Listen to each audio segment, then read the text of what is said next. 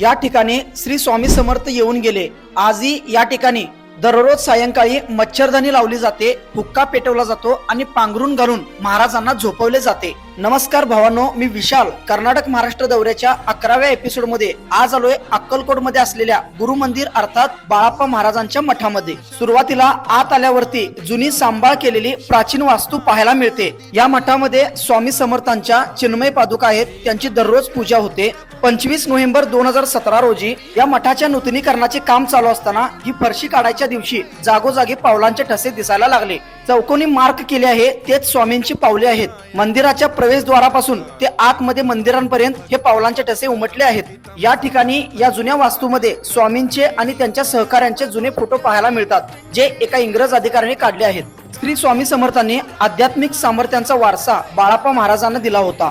दररोज संध्याकाळी या ठिकाणी 7 वाजता शेजारती होते, मच्छरदाणी लावली जाते, हुक्का पेटवला जातो आणि पांघरून घालून महाराजांना झोपवले जाते।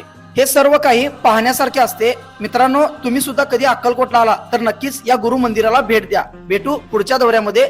जय शिवराय।